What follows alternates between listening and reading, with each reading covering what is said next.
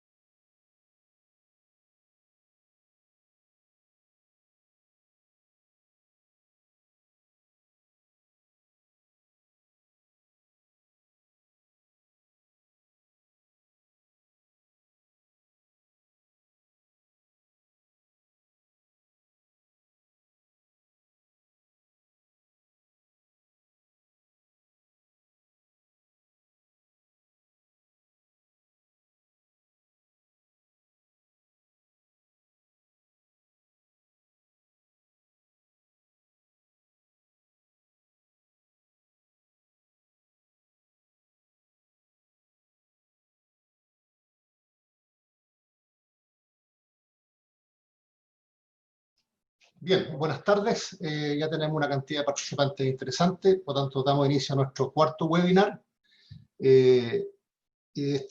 Anteriormente habíamos realizado webinars relativos a infraestructura vial, carreteras, diseño geométrico, también relativo a edificación y también a proyectos industriales. En este cuarto webinar vamos a tratar temas de infraestructura vial nuevamente, pero específicamente el diseño de puente con metodología BIM.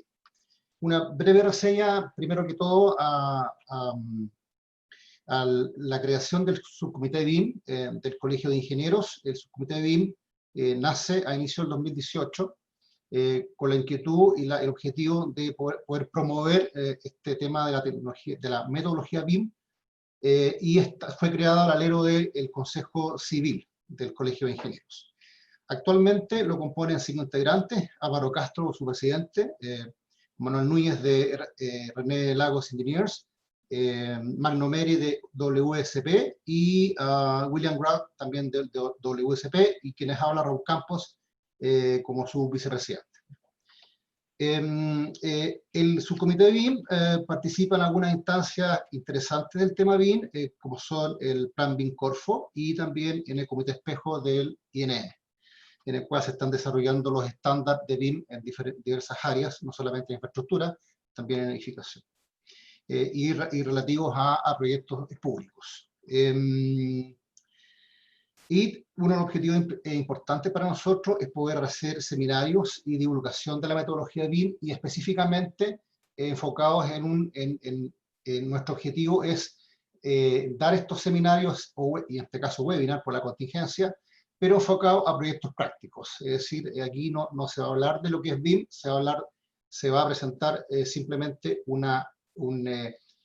profesionales que están trabajando actualmente en BIM, y por lo tanto lo interesante es que vamos a tratar de transmitir cuáles han sido los problemas y cómo lo hemos tratado de resolver, y finalmente nuestra experiencia, que por supuesto no es la única, pero la idea es poder dar luces de los problemas que ustedes probablemente se van a encontrar y cómo lo hemos resuelto nosotros. El presentador de hoy día, que es don Francisco Bedwell, él es arquitecto de la Universidad del Biobío, titulado 2011. Él tiene 9 años de experiencia en desarrollo de proyectos BIM, inicialmente en edificación y proyectos industriales livianos, y a partir del 2015 ya en infraestructura vial, específicamente en puentes. En el área de puente, Francisco inició su trabajo en el puente Tinguiririca, que fue un retrofitting, un reemplazo de tablero, el año 2015. Posteriormente, en metodología BIM, la desarrolló en la ruta Maitenes Confluencia de la nueva Nielvina de Codelco. Y posteriormente y actualmente está trabajando en la ruta Nahuelbuta, que parte en Los Ángeles y termina en Ancón, en el sur de Chile, en el cual, que es el proyecto específico que hoy día va a presentar y cuál ha sido la experiencia, y en el cual aproximadamente ha estado desarrollando proyectos BIM ya en su término final, en muchos de ellos, en aproximadamente 20 estructuras de diversas tipologías. Sin más, muchas gracias por la participación. Ya tenemos más de 130 participantes, así que le doy a Francisco para que exponga respecto de BIM en puentes. Ya. Gracias, Raúl, por la presentación y la invitación a poder un poco mostrar nuestra experiencia y las cosas buenas y en las cosas malas que hemos ido recopilando en algo que es bien particular, que es el BIM de infraestructura vial, que es muy distinto a un BIM de otra categoría como lo que es edificación o lo que es industrial. Evidentemente la finalidad de esta presentación no es dar una explicación de qué es lo que es BIM, para eso hay mucha documentación en internet y extendería la presentación a, no sé, 6 horas, porque hay mucha información que recopilar. Sin embargo, para dar partida a nuestra presentación, primero me gustaría dar un par de aclaraciones que nos permite entender la base que compone el BIM específicamente en estructura vial. El primer concepto que uno tiene que aclarar sí o sí ¿es esto inteligencia artificial? Existen 2 tipos identificadas de inteligencia artificial, una es la débil y otra es la fuerte. La débil es BIM hoy día. ¿Qué significa esto? Es muy importante porque significa que al BIM solamente le vamos a poder exigir un conjunto de tareas específicas, no todas las tareas. No es apretar un botón y la ruta se diseña automáticamente por un software o por una computadora, sino que ayuda a los diseñadores a agilizar los procesos en tareas que debemos solicitarle específicamente. ¿Es más rápido? Depende. Nosotros hoy día tenemos una metodología, la voy a llamar cotidianamente como el AutoCAD, que es básicamente una metodología de dibujo bidimensional, que son muy lentas. Hay procesos que son muy lentos de desarrollo. Y el BIM lo que hace es que agiliza muchos de esos procesos, los hace mucho más rápido porque tiende a automatizar esos procesos. Sin embargo, vamos a tener también procesos que hoy día están muy afinados, que son muy ágiles, que el BIM lo va a ralentizar, pero lo va a hacer mucho más preciso. El BIM no es solamente que todo sea más rápido, sino su finalidad última es que lo que nosotros modelemos y tengamos como resultado final sea tremendamente preciso. Hoy día hay muchos trabajos y muchas de las oficinas que probablemente está escuchando sabe que existe un dibujo medianamente, estoy hablando de la parte técnica, medianamente bien hecho. Hay falseos de cota, hay vistas que no corresponden realmente con la realidad. Siempre hay un proceso que por eficiencia, siempre lo que hicimos, perjudicamos un poco la precisión de ese dibujo. Entonces la pregunta ¿es más rápido? Bueno, depende. Depende de los procesos que voy a agilizar dentro de mi protocolo que ya tengo. En el caso Puentes en particular, hay muchos ítems que son individuales, lo que provoca que voy a tener más o menos el mismo tiempo de desarrollo en un puente, pero tremendamente más preciso. Estoy hablando del proceso de modelación. ¿Es automático? No, tajantemente el BIM no es automático. No, yo no aprieto un botón y todo aparece de manera automática. Eso no existe. El diseñador, el ser humano, tiene que darle restricciones, tiene que darle dirección al modelo, porque la tecnología que hay por detrás, que es la inteligencia artificial débil que hablamos al principio, no es capaz de resolver todos los parámetros. Así como también no es capaz de generar modificaciones una vez el modelo ya realizado, automáticamente con todo lo que ya teníamos hecho. Hay que repasar mucha información. Y eso hay que tener mucho cuidado porque establece hitos de trabajo que son claves. ¿Cuál es el método finalmente que uno empieza a desarrollar? Primero hay que definir cosas, hay que sentarse con el cliente, con el mandante, con el ministerio, con quien sea, y empezar a definir cuáles son los estándares de modelación y precisión que vamos a requerir. Aquí aparecen los conceptos de los 100, los 200, los 300, o en el caso de Chile, que hoy día se está empezando a escuchar el NDI, que es el nivel de información, que define hasta dónde vamos a precisar nuestra modelación. Los estándares de entrega, como te lo entrego, los estándares de representación de la información, es clave, dado que los modelos BIM contienen mucha información que no se muestran, que no van en los planos, sino que van incorporados a cada uno de esos elementos. ¿Cómo muestro esa información? Normalmente el revisor o la persona que quiere acceder a esa información, si no se lo represento de alguna manera predefinida, lo que va a hacer es que va a tener que empezar a navegar dentro del modelo buscando esa información, lo cual perjudica los tiempos y los plazos. Los flujos de trabajo, quién me entrega los antecedentes, cómo lo devuelvo, y por supuesto los software que vamos a utilizar. Los software, hoy día hay una gran cantidad de software.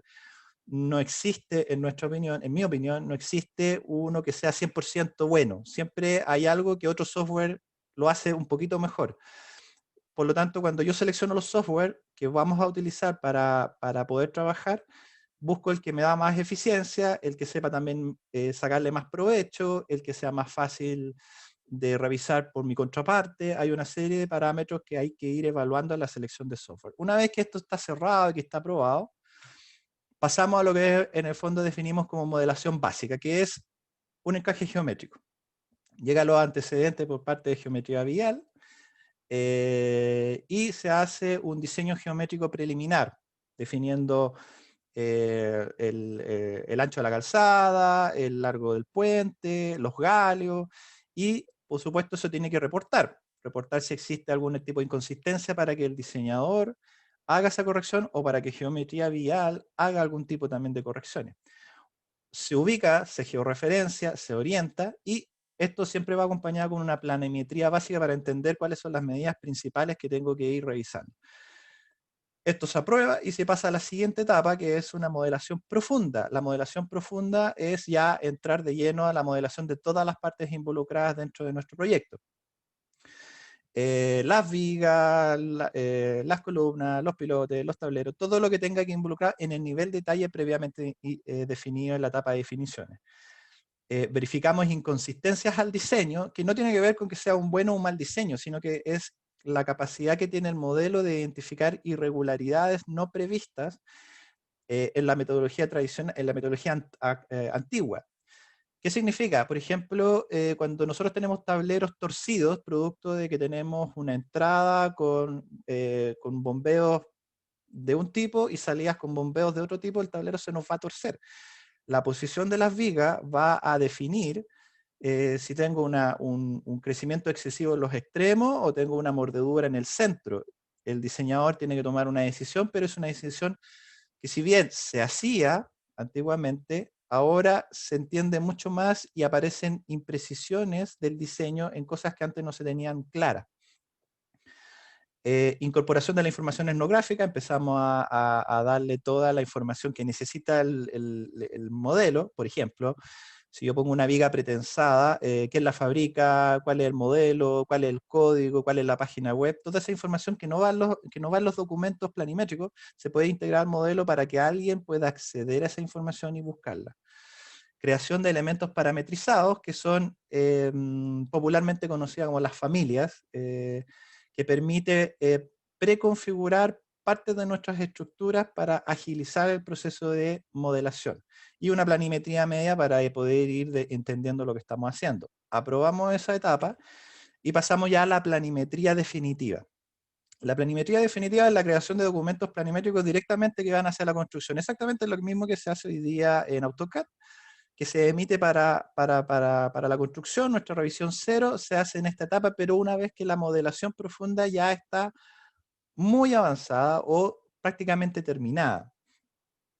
Si yo no sigo estos procesos uno después del otro, tiendo a tener una modificación de algo que ya me va a repercutir en una etapa posterior, y eso es en HH un impacto muy potente, muy violento. Podría gastarme mucho más tiempo corrigiendo cosas en la etapa anterior que en la etapa que estoy actualmente. Y siempre vamos a tener reajuste en el modelo de la etapa planimetría, pero a nivel menor, centímetros, milímetros, que queremos modificar un poquito el ancho del tablero, un poquito la profundidad de las columnas, pero no más que eso, no deberíamos tener grandes modificaciones. Y, por supuesto, lo que son las cubicaciones que pueden ser extraídas desde la etapa de modelación profunda en adelante. Podemos ir en paralelo, podemos ir trabajando en conjunto y ir avanzando en la obtención de las cubicaciones, y cuando ya llego a la etapa de la planimetría, mis cubicaciones deberían estar más o menos cerradas y configuradas para que me las dé correctamente. Las cubicaciones no son automáticas, eso hay que entenderlo. No es que yo aprieto un botón y aparece la lista de cubicaciones. Hay que indicarle a los software, sea cual sea nosotros utilicemos, cuál es la información que yo requiero. Quiero saber el metro cúbico de hormigones que voy a tener, quiero saber el peso que voy a tener, quiero saber la cantidad, voy a exagerar, la cantidad de agua por metro cúbico de hormigón que voy a utilizar. Todo eso puedo obtenerlo siempre y cuando lo configure como corresponde. Y esto hay que representarlo de alguna manera. La cubicación puede ser a través de una exportación, puede ser a través del mismo modelo que puede recopilar esta información y mostrarla de alguna manera. ¿Qué pasa hoy día un poco con las bases públicas? Antes de entrar a los proyectos en específico, me gustaría un poco contextualizar dónde estamos hoy día en nuestras etapas.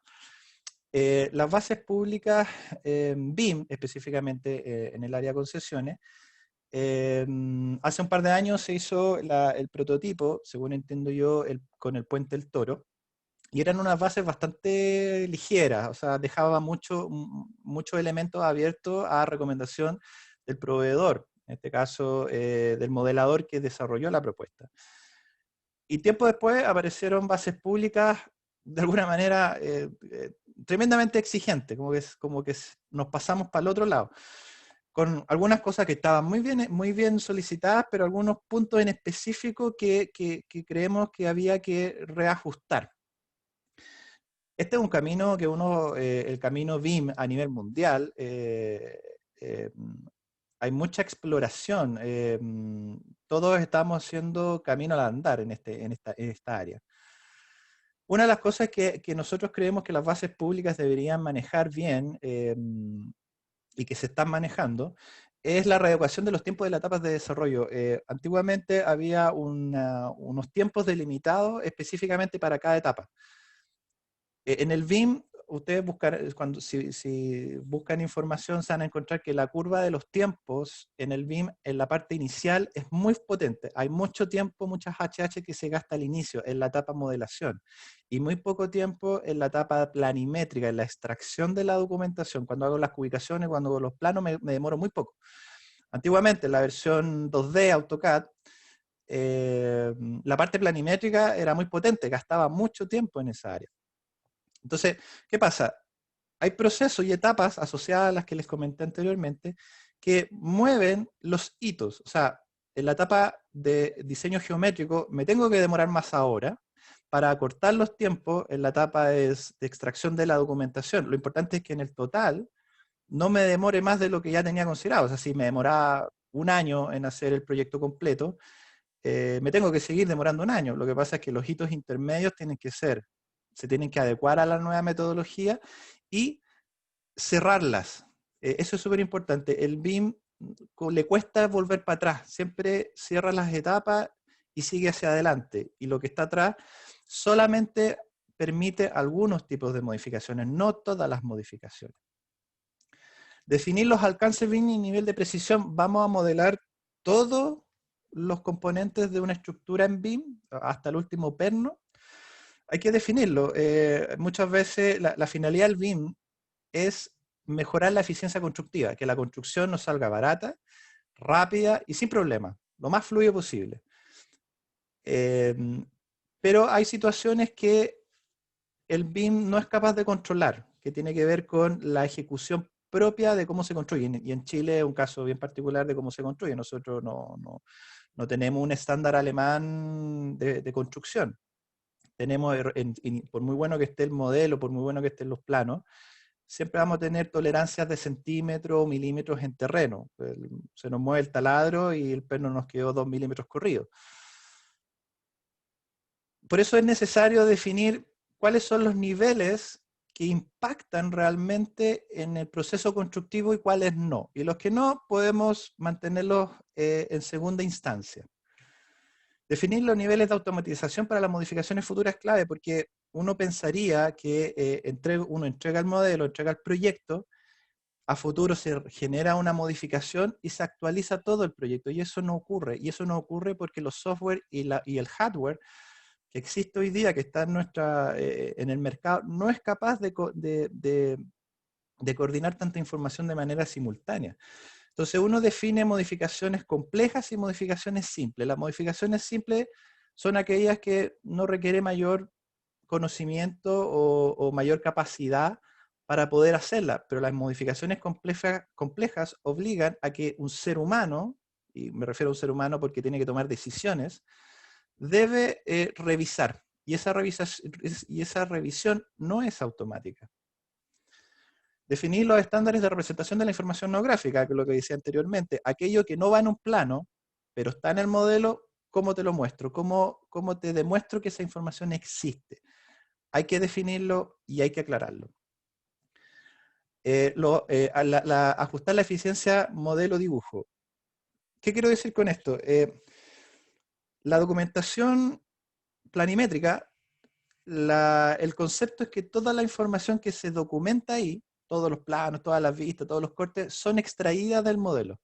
Pero hay muchos elementos que no son extraídas del modelo, que son la mayoría detalles constructivos. Uno usa un detalle constructivo 1000 veces en 100 proyectos distintos. Si yo lo hiciera a partir del modelo, gastaría mucha HH en generar un detalle constructivo que sería mucho más simple, trabajarlo como si fuera un dibujo y copiarlo. ¿Por qué hay que definir esa eficiencia? Porque hay que definir aquellos ítems claves que definen un impacto en el modelo, que si está mal hecho, está mal dibujado, me impacta en la construcción. Pero, por ejemplo, el detallamiento de un cortagotera, de un puente que esté mal hecho, la verdad que no va a impactar en la construcción. No todo necesariamente tiene que salir del modelo, y hay que establecer una proporción adecuada. Alinearse, por supuesto, a los recursos de hardware y software. En particular, el tema vial trabaja con grandes distancias, o sea, estamos hablando de rutas que tienen 100 kilómetros, 50 kilómetros, 70 kilómetros, con un montón de estructura, un montón de especialidades, es un montón de información que uno tiene que saber manipular, y por supuesto que los software sean capaces y los hardware que tengamos disponibles sea capaz de manipular, o sea, mover una ruta tridimensionalmente de 50, de 100 kilómetros con todos los puentes, con toda la armadura, con toda la luminaria, es tremendamente difícil, y acceder a esa información también es tremendamente difícil. Por lo tanto, aparece el concepto de parcialización de la información. O sea, una ruta se puede dividir por tramos de 1 kilómetro, de 2 kilómetros, o por cantidad de proyectos por kilometraje. Por ejemplo, si hay un trébol, a lo mejor hay un tramo de la ruta que solamente muestra ese trébol con 300 metros para un lado, 300 metros para otro. Y permitir que esa información, a pesar de que vaya parcializada, sea disponible de maneras independientes. Y con el tiempo hemos descubierto que el modelador BIM podría, a futuro, adquirir un poco más de responsabilidad en cada uno de los proyectos. ¿Por qué? Porque el modelador BIM se empieza a hacer cargo de cosas que el ingeniero no ve y no tiene por qué ver. El ingeniero diseñador no tiene por qué andarse preocupando de que la viga tenga nombrado dentro de su información no gráfica el código correspondiente a quien fabrica esa viga, por decir algo. Entonces, el modelador empieza a manejar un nivel de información distinta al ingeniero diseñador. Yo lo llamo el dibujante 4.0 porque no es solamente un dibujante que aprendió a modelar, además tiene que adquirir ciertos conocimientos y empezar a hacerse responsable de cosas que antiguamente no se hacía tanto responsable. Es probable que a futuro, si hay algún error en el modelo, el ministerio o nuestro cliente va a llamar al diseñador, al ingeniero responsable y al modelador a terreno, a los dos, porque tienen que preguntar qué pasó con lo que haya pasado. ¿Y qué pasa con Chile? Bueno, el mandato BIM para Chile hace un par de años era que el 2020 todas las instituciones, todas las obras públicas tenían que ser desarrolladas bajo la metodología BIM. Bueno, con el tema COVID no estamos tan seguros que hoy día se haya llevado al 100% esto, pero si no este año va a ser el próximo o el subsiguiente. ¿Qué quiere decir esto? Que si nosotros queremos seguir trabajando para el Estado, para el Ministerio, hay que hacer BIM, sí o sí. No hay vuelta atrás. Plan BIM es, para los que no lo conocen, es una institución de Corfo que tiene un gran valor, porque ellos lo que están haciendo es que están aunando criterios. A nivel mundial existe mucha información y cada empresa sigue un camino distinto. Se parecen, pero son distintos. Cada software define nombres o códigos o nomenclatura distinta. Entonces, Plan BIM hace muchas cosas, reúne información, recopila datos, pero uno de sus puntos fuertes, en mi opinión, es que lo que está haciendo es que intenta que nosotros hablemos todo el mismo idioma. Todo podamos construir nuestros modelos BIM de la misma manera, cosa que cuando alguien me entrega un proyecto para revisarlo, no me tiene que entregar un manual al lado que explique cuáles son las nomenclaturas que utilizaron, por qué le puso este nombre a este elemento y no este otro, qué significa este número. Y eso es tremendamente importante y tarde o temprano tenemos que usar esas reglas. Es un poco lo que hizo el manual de carretera. Reunió un montón de información y dijo, ¿saben qué? Ahora vamos a hablar todo de la misma manera. Por lo tanto, es súper importante estar al día con las documentaciones que ellos están emitiendo. Volvamos un poco más a lo nuestro. En una infraestructura vial nosotros podemos detectar fuertemente 4 grupos principales. ¿Ya? Estos 3 grupos principales. Estos 3 grupos principales, hay muchos más, pero estos son los más fuertes que nosotros hemos detectado, operan de la siguiente manera. Tenemos primero el diseño geométrico que establece lo que es la ruta, el diseño de sus especialidades, y aparece hoy día la compilación y revisión de la información. Esto funciona a través de un administrador documental. Este administrador documental lo que intenta hacer es tomar cada uno de estos proyectos, que son archivos, básicamente, pero vincularlos entre sí. ¿Para qué? Para que el que compila y el que revisa pueda relacionar todos estos proyectos de manera simultánea y ver si hay problemas entre ellos, si hay interferencia, o si algo no calza, o el puente está mal puesto, o está girado, lo que sea. Lo comunica y lo controla, lo devuelve a través de otro canal.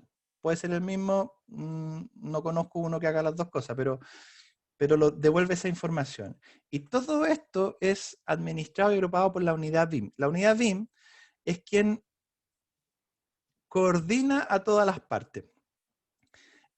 Normalmente la unidad BIM está al lado o es parte de quien concesiona, del concesionario, porque tiene que ser un interrelacionador entre las especialidades, entre los problemas que se puedan generar entre las especialidades y la revisión de la documentación arriba, en la concesionaria.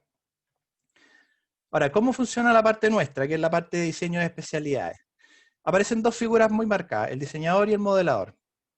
El diseñador recibe los antecedentes y hace un diseño preliminar con, de alguna manera, exigencias preliminares. Normalmente el diseñador y el modelador no es la misma persona, porque el diseñador, estamos hablando de un ingeniero civil que va a desarrollar los diseños, y el modelador puede ser otro especialista de otra área y que tiene que abarcar otra información distinta a lo que tiene que ver con ingeniería y cálculo.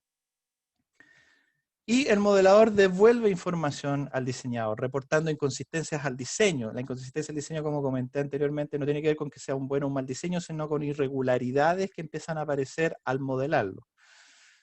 Y aquí aparece un bucle de información que tiene que ser sumamente fluida. En la etapa modelación básica, en la etapa modelación profunda, planimetría y comunicación, aparece una comunicación entre el diseñador y el modelador que tiene que ser muy rápida y muy fluida. Y finalmente aparece la emisión de los documentos. El modelador emite sus documentos BIM, documentación planimétrica de ubicaciones, y el diseñador emite los documentos no BIM, que básicamente se traduce en memoria de cálculo. A pesar de que existen software BIM que son capaces de emitir memorias de cálculo, en nuestra opinión no emiten una memoria de cálculo, emiten partes de información, y alguien tiene que después compilarlo y tiene que administrar esa información para emitir finalmente un documento que termina siendo un PDF, termina siendo un Excel, termina siendo un Word. Vamos al proyecto. El proyecto que les queremos mostrar pertenece a la concesión del mejoramiento de ruta Nahuel Buta, que es una ruta de 52 kilómetros, que fue adjudicada a la sociedad concesionaria Ruta Nahuel Buta. Y es una ruta que a nosotros nos tocó trabajar 20 estructuras de distintas tipologías. Hay algunas que ustedes pueden ver que se parecen entre sí, pero no existe ninguna igual a otra. Siempre hay una modificación, ya sea en rasante, ya sea en galio, ya sea en bombeo, siempre hay alguna diferencia que obliga a que cada estructura tenga que ser revisada. Trayendo un poco nuestra estructura anterior al tema específicamente de puentes, en este caso, en esta concesión se decidió trabajar con estos software. ¿Son los mejores? ¿Son los peores? Cada uno puede tener una opinión si hay otro mejor o peor. Este es el camino que nosotros elegimos, ¿ya? Nosotros sabemos que hay software que son mejores, también sabemos que hay software que son peores, pero este es el camino que se eligió, que se conversó con las distintas partes y que se decidió. Particularmente con la etapa de diseño especialidad, que fue la etapa que nosotros nos encargamos, repito, la unidad BIM que coordinó todas estas partes, no fuimos nosotros, eso fue desarrollado por la sociedad concesionaria. Ellos administraron este tema y con su unidad BIM. En la etapa de diseño de especialidades utilizamos Revit en su versión 2019, porque fue cuando partimos, hace un par de años. Y con software que son, nosotros le llamamos satélite, que son los software de cálculo, y una subespecialidad que son las armaduras. Las armaduras es un tema bien especial, que más adelante se los voy a comentar. En caso de Revit, yo sé que algunos podrán decir, no, pero Revit también puede hacer armaduras. Sí, pero en nuestra opinión, Revit 2019 no es tan bueno en armaduras como, por ejemplo, Tecla, que tiene un avance y un desarrollo mucho más avanzado que Revit. Revit los podrá alcanzar en algún minuto, tal vez, ojalá. Pero en este minuto se decidió por este software por un tema de eficiencia de trabajo. No porque quedara mejor o fuera más bonito, no, porque era más eficiente en desarrollar las armaduras. El viaducto Wequén, que fue el puente más largo que nos tocó trabajar en este proyecto, consiste en una estructura que tiene 100 metros de largo, con 3 vanos, de 33 metros cada uno aproximadamente, y que tiene la particularidad que al final, a la salida, en la parte derecha de la imagen, tiene una salida en curva con clotoide, lo cual le da un poco de complejidad porque hace que el puente adquiera cierto desviaje, ¿ya?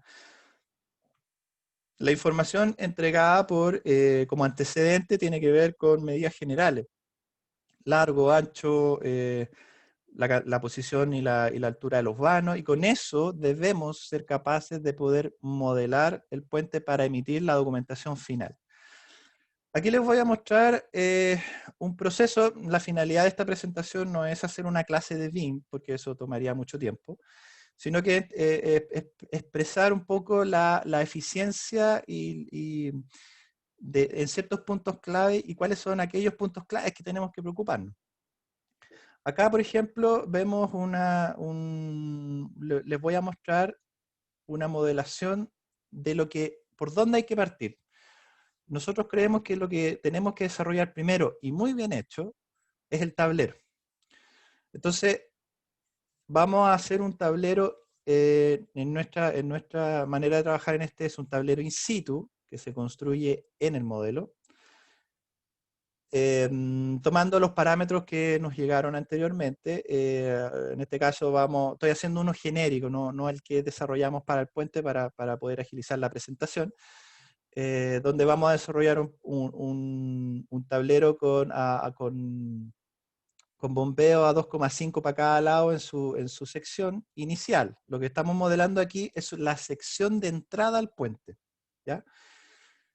Ingeniería nos dice, mira, en los puntos más críticos tenemos que tener un espesor mínimo de, en este caso, 20 centímetros, y vamos a usar vigas pretensadas que tienen un ancho de 153 centímetros. Con esa información me es suficiente para ya poder modelar este tablero. Tenemos las cotas, las rasantes de entrada, las rasantes de salida. La particularidad de los tableros de puente, que es muy distinto a los edificios, es que la cara superior del tablero, perdón, es distinta a la cara inferior. Por arriba tengo una cara plana que va con pendiente, pero por abajo se va ajustando a las vigas. Por lo tanto, tengo una geometría ya compleja en su sección. Las herramientas nativas de la mayoría de los software no manejan este tipo de geometrías. Al menos nosotros no lo conocemos. Tenemos nuestra sección de acceso hecha y ahora hacemos la sección de salida. ¿Cómo sale el puente? Tomamos nuestra posición, nuestras medidas, y vamos a darle un poco de complejidad. Vamos a decir que la salida del puente está 50 centímetros más arriba, o sea, tenemos una rasante con una diferencia de cota, ¿cierto? Salimos más arriba. Pero además vamos a complejizarlo dándole un cambio de bombeo. Entrábamos con 2,5 para cada lado y ahora vamos a salir con 2,5 hacia un solo lado. ¿Qué produce esto? Algunas irregularidades que son interesantes de entender. Por supuesto, solamente tengo que readecuar mi sección. Aquí ustedes ven que uno se demora harto en esta etapa, mucho más de lo que uno se demoraría en la manera tradicional. Y es exactamente lo que el BIM exige. En esta parte, preocúpate de hacerlo bien. Porque si en esta parte lo hacemos mal, todo lo demás va a estar mal hecho. Entonces, en esta etapa hay que preocuparse de que todas las medidas estén bien puestas, que todo esté bien hechito, que todo funcione como corresponde. Termino mi tablero y ya tengo modelado nuestro tablero en toda su longitud. Tenemos el elemento tridimensional, ¿ya? Si ustedes lo ven ahí abajo, como se ve el elemento tridimensional, al verlo como de frente, se van a dar cuenta que el tablero tiene una torsión. Y esa torsión provoca que las vigas que vayan por debajo tengo que ponerlas de manera distinta a las que no tienen torsiones, ¿ya? En esta etapa, por supuesto, tengo que revisar la información como antecedente, tiene que ser consistente con la información que tenía preliminarmente, revisar los peraltes, revisar los bombeos, revisar las pendientes longitudinales, las pendientes, todo tengo que revisarlo y todo tiene que quedar perfecto en esta etapa, porque en nuestra opinión esta es la etapa principal. Luego, una vez que tenemos nuestro tablero, podemos hacer extracción de datos muy rápido. Por ejemplo, podemos hacer un corte, que se ve ahí arriba, y puedo preguntarle al modelo, oye, ¿cuál es la pendiente que tengo en ese punto? Justo en ese punto donde tengo mi corte. Por cualquier razón. A lo mejor el ingeniero necesita hacer una revisión, cualquier cosa. Si yo muevo este punto a cualquier sección de mi tablero, las cotas se me van a ir actualizando automáticamente. Me estoy demorando segundos en extraer esa información para una revisión rápida. Me demoré mucho en la etapa anterior, pero en esta etapa es casi instantáneo. Entonces podemos tener revisiones de las mordeduras, las vigas que se puedan generar o cualquier problema que pudiéramos tener en cualquier parte de nuestra estructura. Este es el tablero que nosotros tuvimos que desarrollar para el viaducto Huequén. Ahí está bien hecho, con todas sus pendientes, con las rasantes, con los topes de concreto y con el punto de ubicación, que lo pueden ver acá arriba. Esto tengo que asegurarme siempre que está bien hecho. Una vez que esto yo me aseguro que está bien hecho, prosigo. La manera más eficiente, como nosotros trabajamos en Revit, para el desarrollo de este proyecto, es aprender a utilizar las familias Revit. Las familias Revit es lo que vulgarmente se conocía como bloques. ¿Ya? En AutoCAD todo el mundo lo conocía como bloques.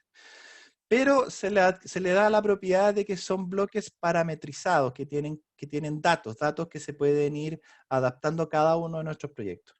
Las familias, por concepto, son elementos independientes de la estructura fácilmente individualizables. O sea, es un elemento único. Hay que intentar siempre que sea un elemento único o al menos sea de una categoría única, pero que se pueda ser individualizables entre otros elementos, porque me permite hacer cuantificaciones, por ejemplo. Deben estar siempre correctamente categorizados. O sea, yo no puedo categorizar una viga como muro. Tampoco puedo categorizar una columna como losa. ¿Por qué? Porque cuando yo le pida información al modelo, el modelo me va a entregar información errada. Porque si yo quiero pedirle los metros cúbicos de hormigón de las vigas y entre medio de las vigas hice unos muros, me los va a arrojar como parte de las vigas y eso genera un desorden de información. Siempre tiene que estar bien categorizado y siempre tiene que estar bien parametrizado. Parametrizado quiero decir que tienen que estar bien configurados. El concepto de la familia es que sean de fácil adaptación a cada necesidad del proyecto. No puedo pasar horas adaptando una familia para un proyecto. Tiene que ser rápido, con un par de datos, tiene que adaptarse a lo que necesito. Y por supuesto tienen que ser datos accesibles, o sea, no puedo tener 50 datos que ingresar para poder modelarlo, porque se supone que la fluidez de trabajo tiene que ser lo más espontáneamente posible. Y eso no puedo generar una lista monstruosa de datos que tengo que ingresar para desarrollar mi familia. En ese caso, mejor lo hago como un modelo in situ. Más familias es más eficiencia. Eso es, en nuestra opinión, es una máxima. Entre más familias tengo más elementos preconfigurados y ya listos para llegar a instalar. Y las familias tienden, bajo este concepto, a ser elementos prefabricados. O sea, barras antisísmicas, placas de apoyo, barandas peatonales, cualquier cosa que tiende a venir de fábrica. O modelos in situ que sean de geometría simple, como por ejemplo las zapatas. Las zapatas son familia, pero son geometrías muy sencillas. No tengo que estarlas modelando caso a caso. ¿Ya? Entonces, ¿cuándo utilizamos una familia o un modelo in situ? La pregunta ya la respondí arriba. Cuando La familia permite una rápida adaptación y de fácil acceso a cada proyecto. Si me tengo que dar muchas vueltas para que la familia funcione, mejor aplicamos elementos in situ y no familias prefabricadas. Las familias más comunes que vamos a encontrar van a ser las vigas, las columnas, los pilotes, placa de apoyo, barras antisísmicas, barandas peatonales, junta de dilatación, zapata, emplantillado y en general cualquier cosa que se le parezca a esto. En nuestra experiencia ha sido las que siempre hemos armado. Y aquí ya tenemos todos los elementos necesarios para construir un puente estándar. ¿Ya? En este caso no estamos presentando un puente antirantado o de otro tipo de categoría, sino que es un puente con vigas pretensadas. ¿Ya? Esto lo ensamblamos y tenemos nuestro resultado final. Acá, por ejemplo, podemos ver que una de las grandes ventajas de trabajar bajo metodología BIM es que puedo tener una revisión a tiempo real. Yo soy mucho más consciente de lo que estoy haciendo. Puedo observar algún elemento o lo puede observar el revisor o el inspector fiscal, quien sea, verificar algo que necesita entender, algo que no logra ver en los planos. En este caso, por ejemplo, podemos comprobar si las barras antisísmicas están bien puestas en el lugar que le corresponde, no hay ninguna desplazada. Y podemos entrar a modificaciones. En este caso les voy a modificar una modificación sencilla, no compleja, para no extender el tema, como por ejemplo cambiando la altura del dintel. Acá, al lado derecho yo tengo la documentación planimétrica, eso ya está emitido. Y como está bien configurado, yo al hacer estos cambios, automáticamente la documentación planimétrica se actualiza. No tengo que estar repasando plano por plano, mirando si la cota se movió, no se movió, si los niveles de los topes de concreto están donde corresponden. No tengo que recalcular ningún elemento en términos de medidas, no de ingeniería, sino que de medidas, para que los planos sean consistentes con el modelo. Aquí viene la agilidad. Nos gastamos mucho tiempo al principio y mejoramos mucho en esta etapa los tiempos. También, como les comentaba, lo que tiene que ver con las ubicaciones se agiliza mucho. Acá, a modo de ejemplo, vamos a hacer un cambio extremo. Vamos a modificar la altura de las columnas para entender que solo con el ingreso de ese dato, las ubicaciones que aparecen en rojo arriba se modifican automáticamente. Ya no tengo que estar repasando las ubicaciones, ni tampoco estar ingresando datos nuevos a algún Excel que habíamos tenido preconfigurado.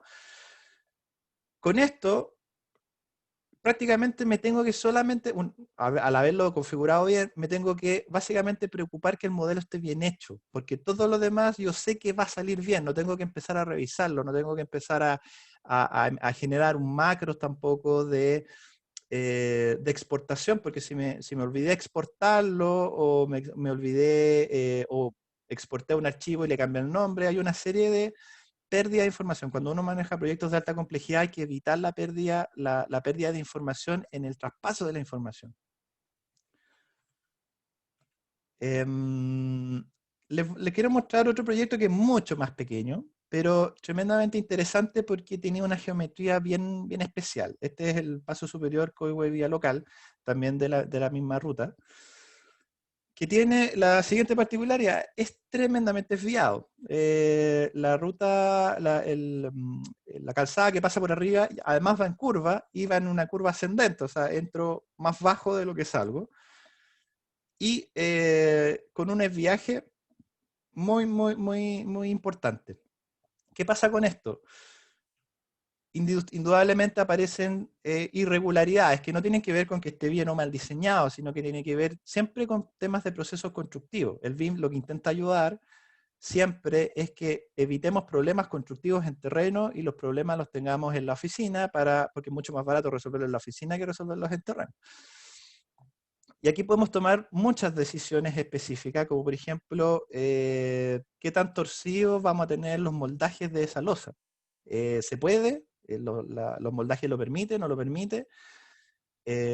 Nos permite anticiparnos a este tipo de cosas. Curiosamente, la manera tradicional en que se hacía esto era mostrarlo de manera recta, y el constructor en terreno se iba a encontrar con esta irregularidad, pero uno dependía de que el constructor lo hiciera bien. Entonces, ¿qué pasaba? No iba a estar llamando a la oficina para preguntar cada irregularidad que se podía encontrar, y con muy buena expertise resolvía el problema en terreno. Pero esa información no siempre llegaba a la oficina. Ahora ya en la oficina sale y le quita, entre comillas, un grado de responsabilidad de cualquier error que pudiera cometerse en terreno. Si nosotros hacemos un corte transversal de este puente, el tablero tiene una curvatura arriba.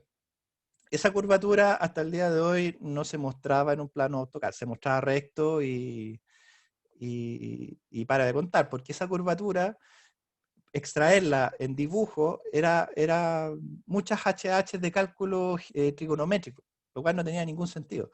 Y es más, la experiencia que tuvimos con el diseñador es que hicimos la modelación y él esperó a que nosotros le entregáramos estos datos, que es la medida más pequeña y más grande de las cartelas que se producían acá, que no eran iguales en todo el recorrido del puente. Y en base a esa información tomó decisiones de si le resultaba en términos de cálculo eficiente o no eficiente. Finalmente tenemos ya la emisión de la documentación final, donde aparece todos aquellos elementos que son extraídos del modelo. Estos detallamientos, por ejemplo, detalles de barbacana, no son extraídos del modelo, son dibujos. ¿Y por qué? Porque en realidad detallarlo mal no impacta de manera importante en terreno, por lo tanto no tiene mucho sentido gastarse una gran cantidad de ese HH en la oficina para algo que al final, igual en terreno, lo van a terminar modificando.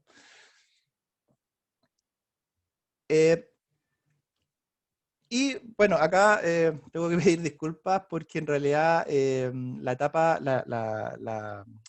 armadura de las estructuras que le acabo de mostrar está recién partiendo. Entonces no tenemos todavía alguna información que sea didáctica o interesante para mostrar. Pero quiero mostrarle en compensación a eso también otro proyecto de la categoría Fundaciones de Aerogeneradores, que también son de alta complejidad. Las armaduras de los puentes, de las estructuras viales, como la que les voy a mostrar ahora, perdón, como parecida a las que les voy a mostrar ahora, se definen como armaduras atípicas o armaduras de alta complejidad porque tienen geometrías muy distintas a la de un edificio. El edificio no tiene 100 elementos iguales, 100 columnas iguales, 200 losas iguales, y la armadura en general son bastante regulares, y los software que hay en el mercado están diseñados específicamente para eso.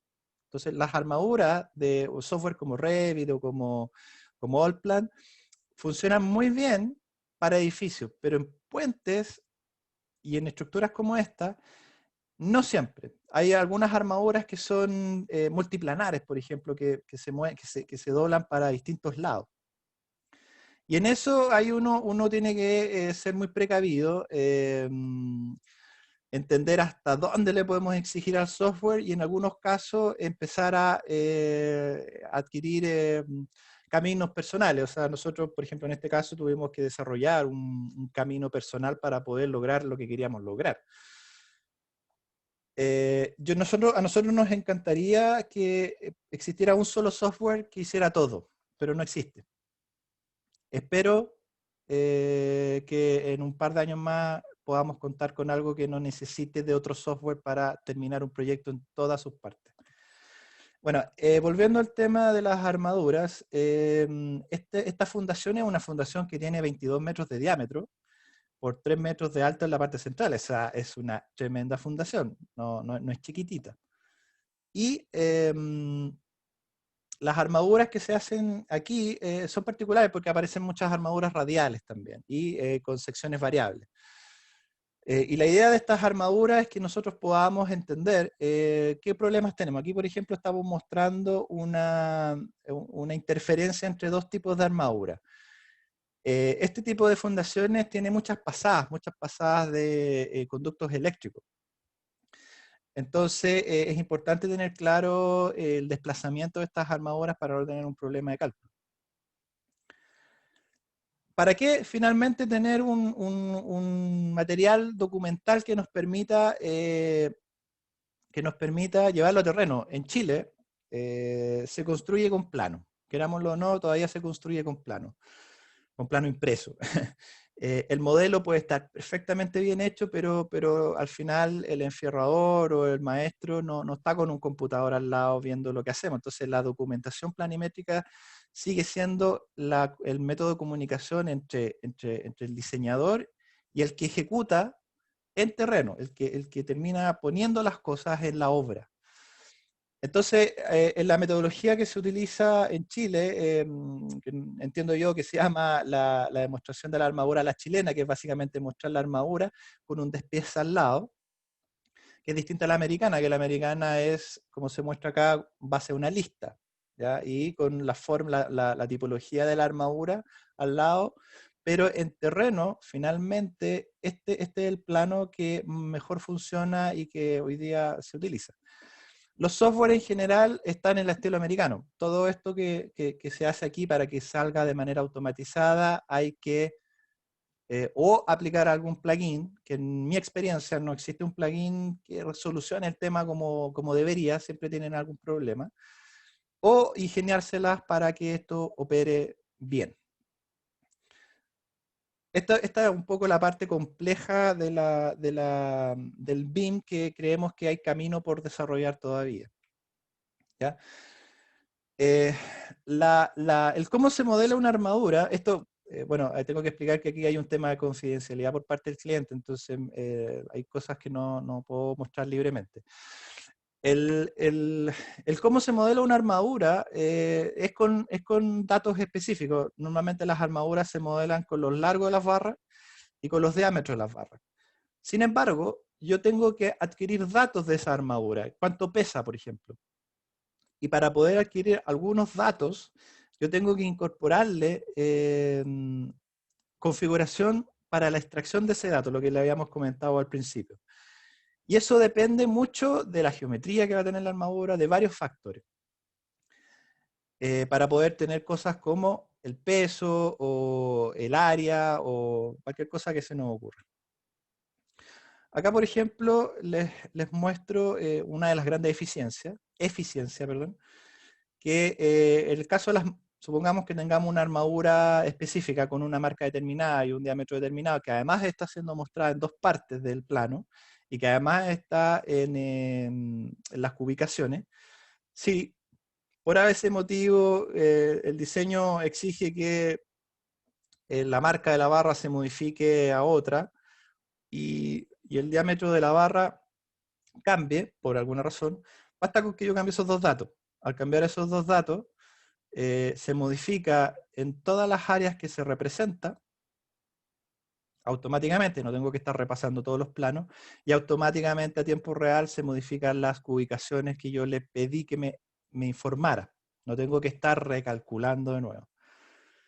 En el caso de modificar geometría de las armaduras, estoy haciendo en este caso modificaciones sencillas para poder ejemplificar, porque hay otras modificaciones que toman un poquito más de tiempo.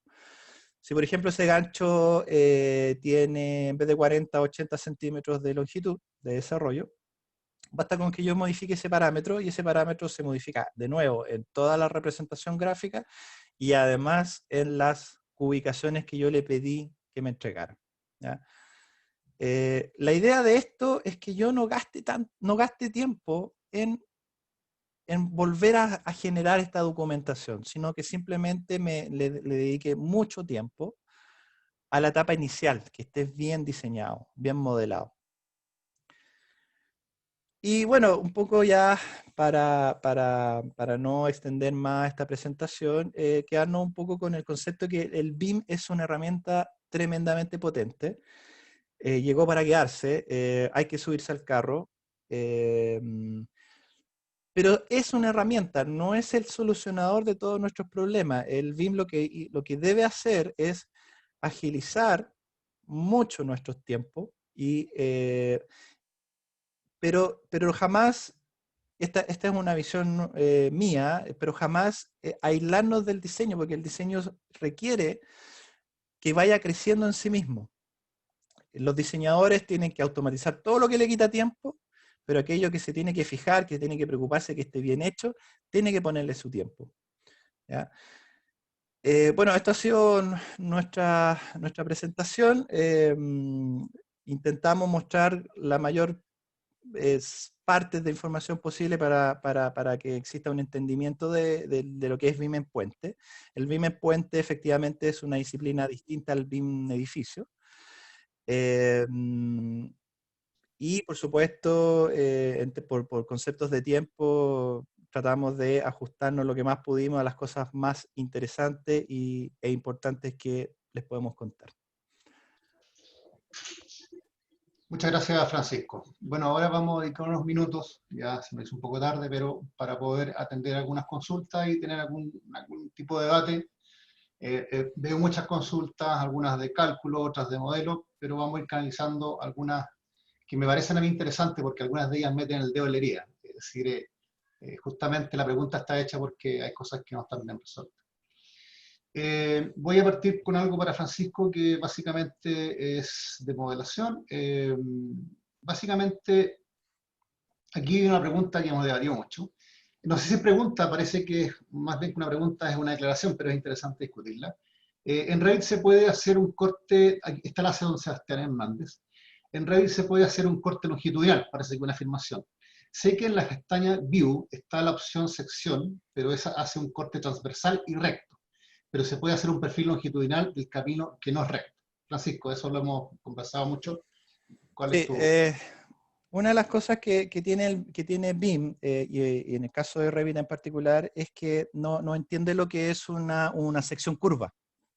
Porque la sección curva no es un corte real, es una abstracción de algo para representar algo.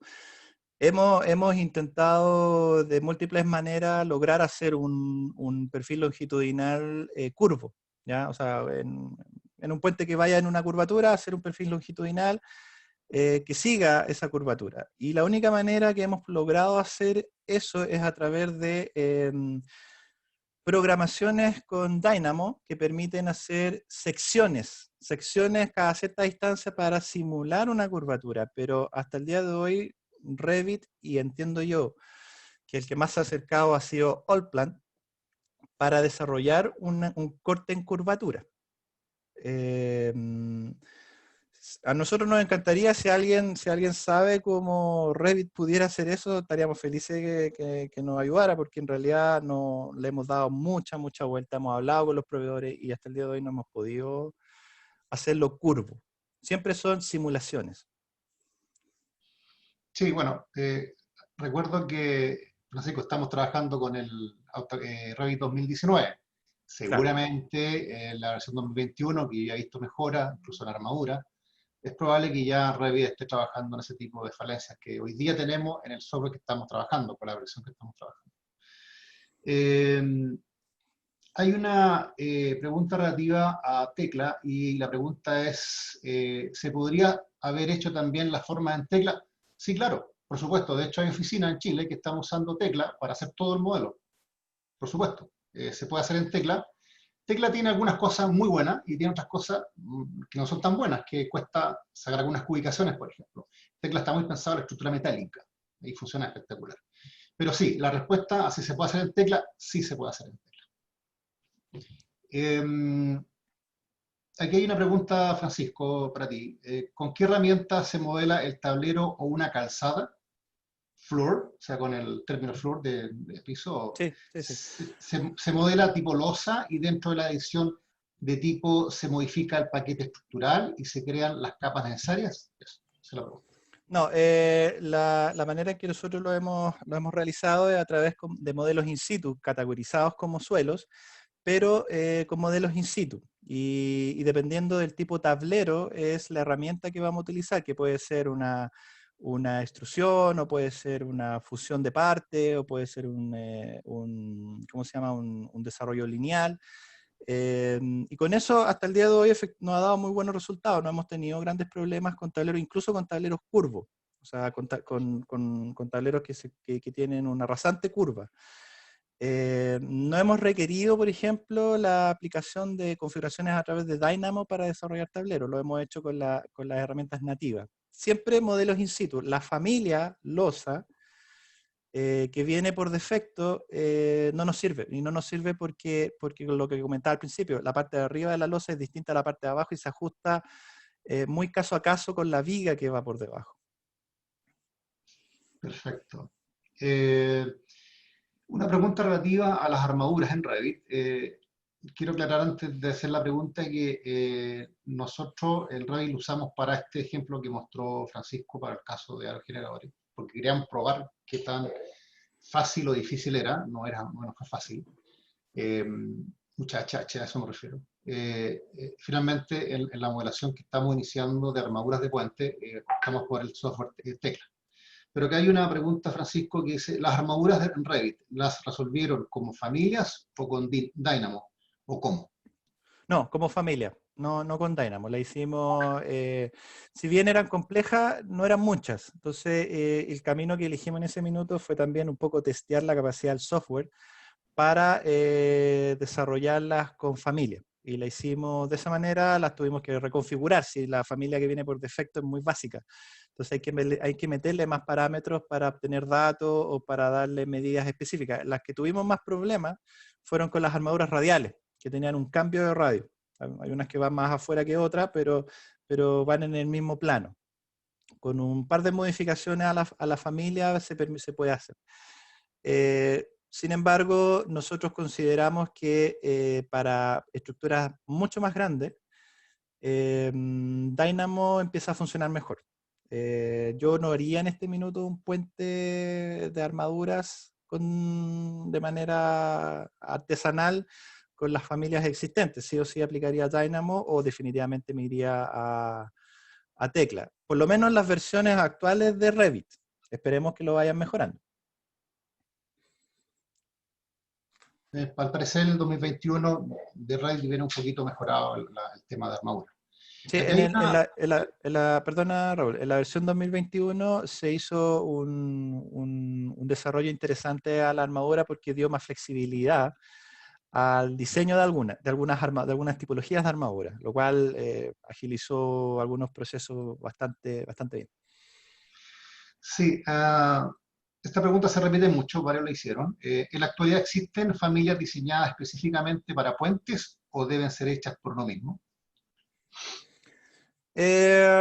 Así como para descargarla, me imagino que es la pregunta, alguna base de datos que esté en la red que yo las pueda descargar. Mira, las familias en principio deberían ser entregadas por el proveedor como concepto, o sea, el que fabrica las placas de neopreno, las placas de apoyo, debería entregarme su modelo, porque yo lo que estoy haciendo es modelar algo que tiene características que él me debería entregar, lo cual no tiene mucho propósito que yo la haga. Igual que las vigas también deberían venir como familias proporcionadas por el proveedor de quien fabrica esa familia. Pero hoy día, si me preguntan, ¿existe alguna base de datos? Sí, hay varias, pero ninguna buena. Siempre son con estándares que son internacionales, que siempre hay que hacerle entrar a modificarla, siempre hay que ajustarle algo.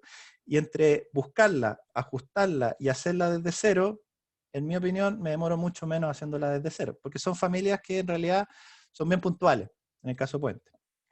Sí, ahora como respecto de cómo uno nombra los elementos, para que hablemos un lenguaje común, sí hay ya en tanto las bases de estación de concesiones como de vialidad, ya hay definiciones de elementos y cómo tenemos que nombrarlo para que todos tengamos la misma nomenclatura. Por ejemplo, lo que antiguamente se llamaba, o yo le llamo por lo menos, encepado de pilote, hoy se llama dado de pilote.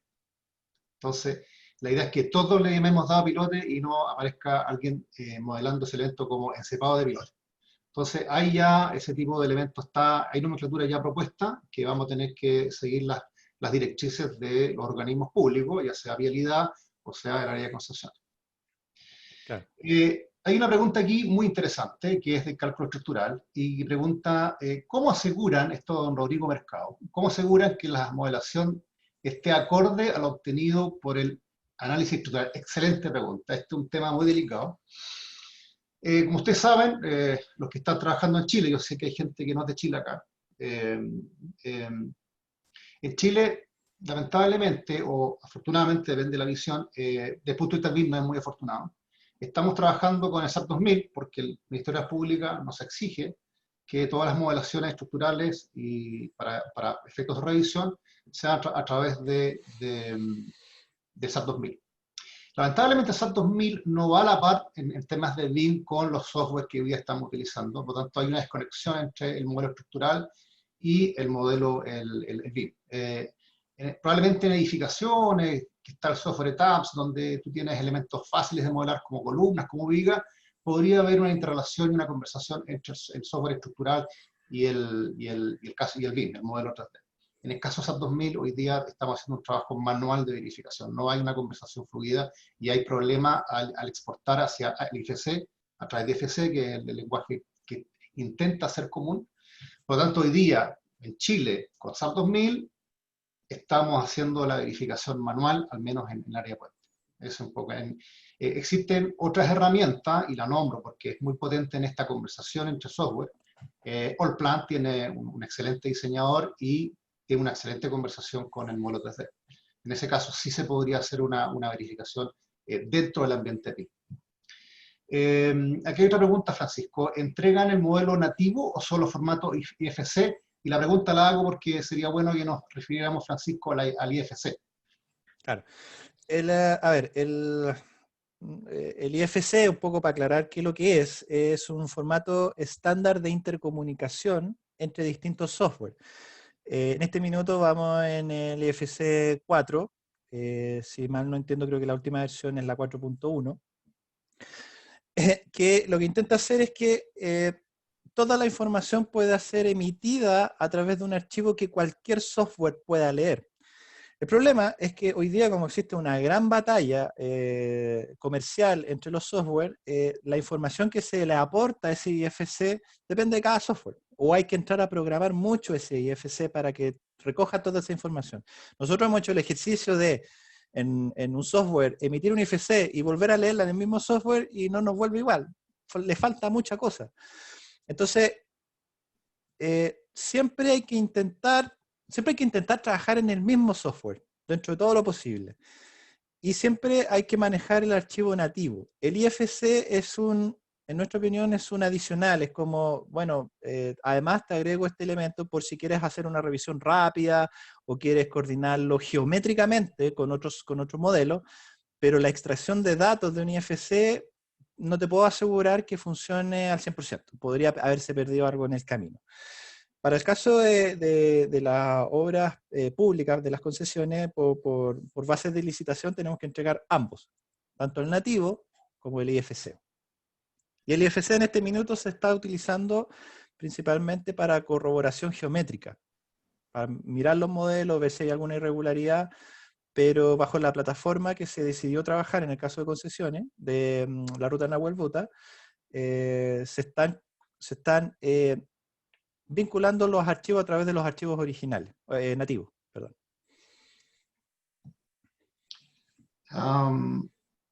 Hay una pregunta relativa a los software de Bentley. Yo no los conozco. Lo que sí puedo decir es que son tan caros que difícilmente oficinas pequeñas van a poder entrar en esa dinámica con Bentley. Bentley está asociado más bien a minería y realmente el costo de los software pero son software de primera categoría, pero los costos son realmente altos. Aquí hay un comentario, y creo que totalmente aceptado, de Miguel Yepes. Con Dynamo, y entre paréntesis pone plugins de Revit, es posible hacer algunas curvaturas. Creo que lo mencionamos, ¿no, Francisco? Efectivamente, sí. Se puede. Pero el tema es las HH, ¿no? O sea, en el fondo, tú quieres un software que te permita rapidez este tema. Y en eso creo que por ahora la versión actual que estamos trabajando tiene problemas. Entonces, esperemos que las próximas versiones ya vengan con mejoría en este aspecto, sea más fácil y no necesitemos comprar un plugin, porque además tienes que comprarlo. Te lo venden aparte, entonces eso va subiendo los costos. Sí, pero una aclaración ahí, Raúl. Dynamo viene por defecto en Revit, no se paga nada adicional. Pero Dynamo es lo que antiguamente se conocía como Visual Basic.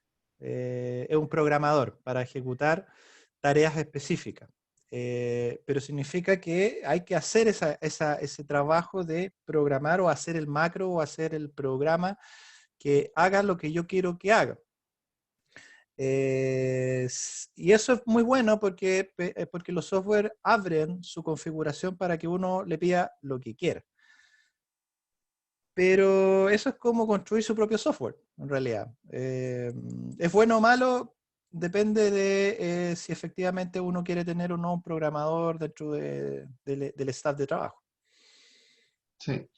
Hay otra pregunta que es más bien de cálculo, de software.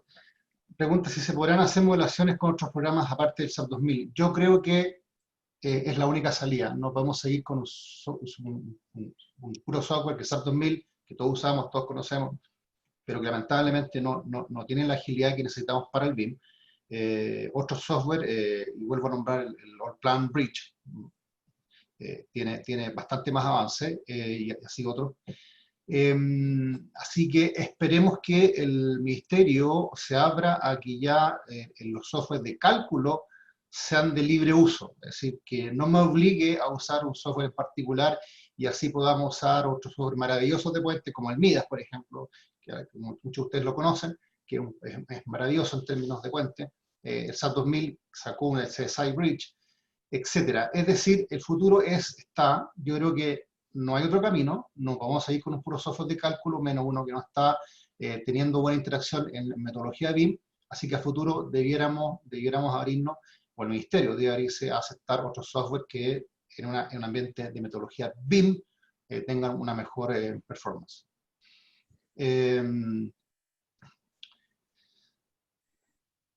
Bueno, nuevamente, ¿cómo el proceso entre SAP 2000 y Revit? No hay proceso, no hay conversación directa entre SAP 2000 y Revit. Probablemente si tú modelas un edificio de 10 columnas, podrá haber una interacción, pero en el caso de puentes donde tienes muros, tienes losas, tienes elementos verticales, elementos horizontales, la verdad que la interacción no es buena y la verdad que es una confusión tremenda. Un poco para complementar esa pregunta, porque yo estoy seguro que más del 50% quiere saber por qué no funciona. Y la respuesta más sencilla que uno puede dar es que los modelos de cálculo se basan en construcción analítica a base de nodos, ¿cierto? Uno define nodos, los une entre sí y eso permite calcular el modelo. El modelo BIM, que en este caso fue hecho en Revit, sí tiene los nodos analíticos, pero como tenemos muchos elementos que son in situ, que no son elementos regulares, como por ejemplo muros de secciones variables o columnas que son en I, cualquier cosa que sea fuera de lo estándar, obliga a que para que SAP pueda leer los nodos que fueron generados en Revit tengo que empezar a armar estos nodos porque no vienen por defecto. Entonces, entre armar los nodos de cálculo en Revit y armar los nodos de cálculo en SAP, es mucho más fácil hacerlo en SAP. No tiene mucho sentido hacerlos en Revit. Y hay algunos plugins por parte de CSI que ha intentado leer de mejor manera esta comunicación. Nosotros lo hemos probado y recibo solamente la mitad de la información, o sea, las vigas, las columnas y el resto, no hay información que el SAP pueda leer. Y al final tengo que terminar el modelo en SAP. Entonces no tiene mucho sentido gastarme esas HHs y al final igual tengo que hacerlo todo desde cero en el modelo local. Aquí hay una pregunta interesante, Francisco. ¿Qué pasa cuando se agrega un detalle no modelado en un plano y luego hay un cambio en el modelo? ¿Cómo se actualiza ese plano ya emitido? ¿Hay que volver a dibujar ese detalle? Eso es lo que en algún momento comenté, tenemos que definir cuáles son los detalles críticos. Aquellos detalles que dependen exclusivamente de nuestro modelo, hay que hacerlo a través del modelo. No podemos delegar a un dibujo que va a cambiar por cada proyecto que hagamos. Los detalles de dibujo, que son hechos en dibujo, ya sea que lo haya hecho en AutoCAD o los dibuje en el software, en Revit, por ejemplo, lo haya dibujado ahí, son aquellos que no dependen de la geometría del puente. O sea, por ejemplo, las barbacanas, cómo se instalan las barbacanas. Las barbacanas, la verdad que no importa mucho si el puente tiene una inclinación más o menos, el detalle es un detalle estándar. Pero si, por ejemplo, estamos detallando el encuentro de la viga con la mesa de apoyo, donde yo ahí tengo el mortero, tengo la placa de apoyo, tengo una serie de elementos, y esas medidas varían de proyecto en proyecto porque tengo que cambiar las alturas, estoy obligado a hacerlo a través del modelo. No es recomendable porque si no va a pasar lo que se comenta, un cambio el proyecto y el detalle me queda desalineado con lo que estoy diseñando. Y eso sí me puede generar un conflicto en terreno.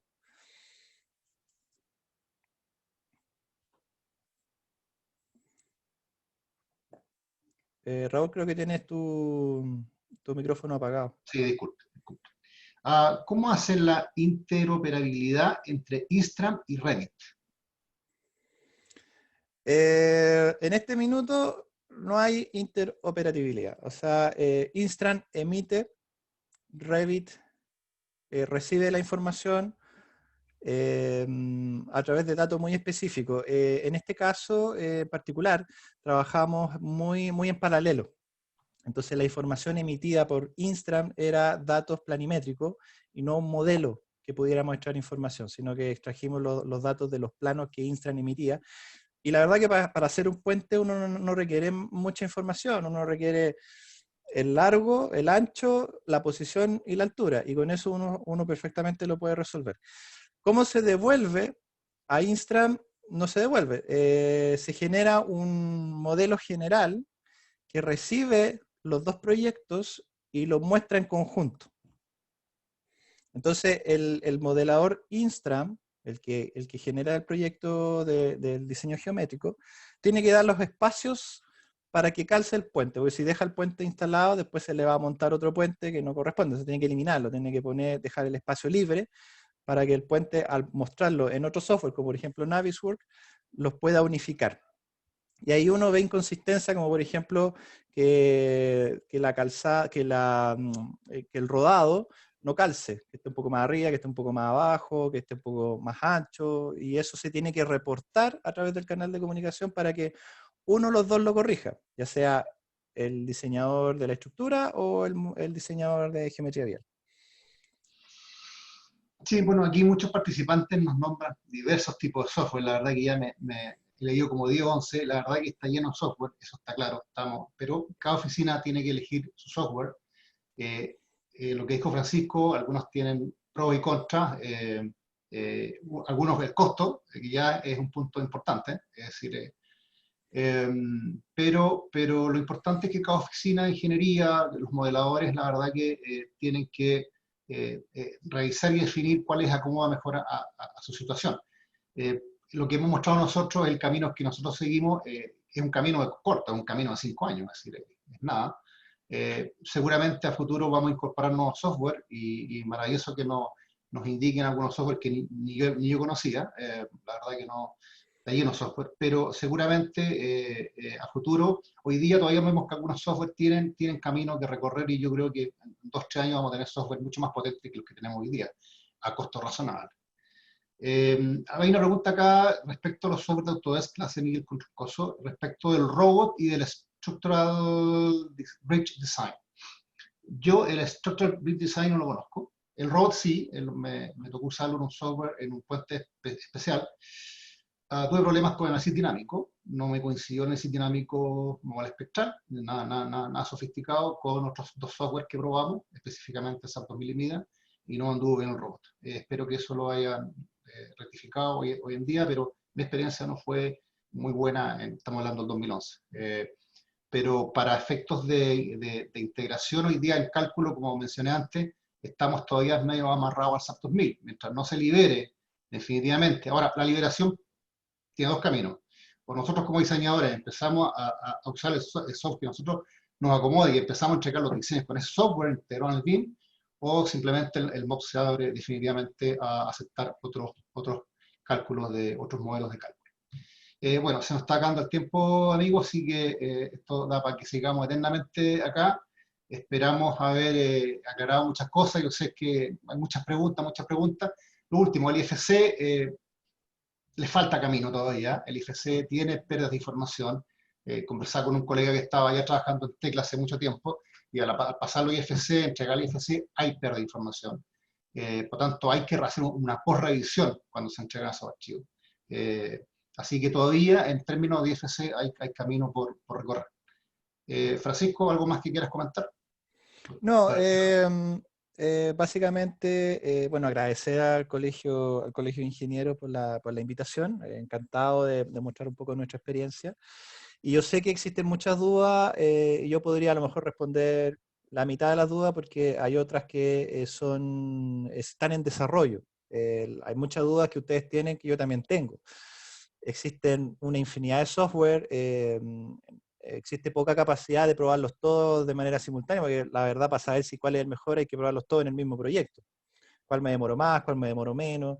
Lo importante no tiene que ver con que este software sea mejor que este otro, sino que qué tanto provecho yo como especialista le puedo sacar. Hemos hecho comparaciones entre especialistas en Revit y especialistas en Allplan y llegan a resultados tremendamente potentes por caminos distintos, con peros en un área y con mejoras en otra área. Lo importante de esto es que ustedes sean capaces de encontrar el que más se adecue a su forma de trabajar, eh, sea más eficiente en las cosas que ustedes quieren desarrollar y, por supuesto, y el tema de costo, uno lo dice y parece gracioso, pero, por ejemplo, Bentley es un súper buen software, pero imposible costearlo. O sea, está a unos precios, la última vez que nos tocó revisarlo, unos precios que nadie pagaría en una oficina chica para poder trabajar con ese tipo de software. Entonces, el